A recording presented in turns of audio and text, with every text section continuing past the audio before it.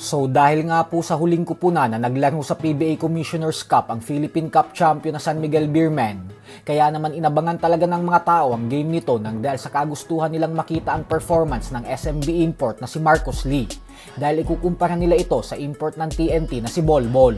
Subalit sa kasamaang palad nga po ay dismayado ang mga fans sa naging performance ng import, dahil sa buong first half ay nagtala lamang ito ng 4 na puntos, 5 rebounds, 3 assists at 3 turnover sa loob ng 24 minutes. At ang masaklap pa dyan ay negative 25 pa siya sa plus-minus. Kaya naman nagdesisyon si Coach Leo Ostrea at buong SMB coaching staff na wag nang gamitin sa buong second half si Marcos Lee. Nang tinanggal si Marcos ay gumanda na ang laro ng SMB at nakahabol na ito sa 21 points na tambak ng Titan Ultra. Pero kinapos pa din ito sa bandang huli dahil nakuha pa rin ng Titan ang panalo sa score na 119-112. Pagkatapos ng game ay sinabi ni Coach Leo na wala naman daw personalan sa naging desisyon niya na pagbangko kay Marcos Lee. Sadyang natambakan lang daw talaga sila ng 21 puntos kaya sinubukan niyang bigyan ng tsansa yung mga local players. At nang makita niya umano na nakahabol sila at naibaba sa 4 na puntos ang Kalamangan, ay pinagpatuloy na niya ang All-Filipino lineup dahil ito umano yung gumagana. Sa kabilang banda naman mga idol ay matapos nga pong masilat na rain or shine ang TNT tropang 5G sa kabila ng mahiganteng NBA player ang TNT, ay ibinunyag nga po ni Coach Yeng Yao ang naging dahilan kung bakit nila nakuha ang panalo. At ito nga daw ay dahil nabasa niya agad ang kahinaan ni Bolbol. Paliwanag ni Yeng Yao na nakita niya daw kasi na mahina si Bolbol pagdating sa mga ball screen, kaya lagi daw nila itong sinasabit doon.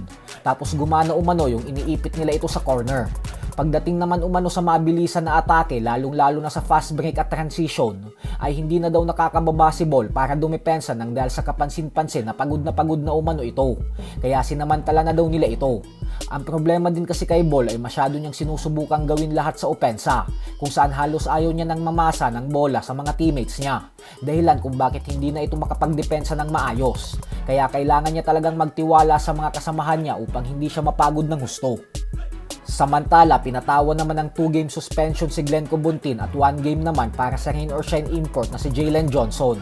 Bukod dyan ay pinagmulta rin ng 70,000 pesos sa Cobuntin at 50,000 naman para kay Johnson. Ayon naman kay Commissioner Willie Marshall, ay pareho naman daw humingi ng tawad ang dalawa sa isa't isa at maging sa buong PBA family.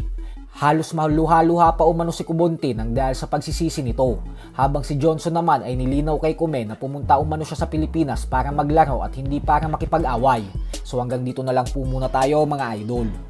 Huwag pong kakalimutang mag-subscribe sa ating pangalawang channel na Sports Talk PH 2.0 dahil ang channel po na ito ay para sa araw-araw na basketball updates. Yung main channel po kasi natin na Sports Talk PH na siyang may 1 million YouTube subscribers ay pang boxing updates po yun. Maraming salamat po.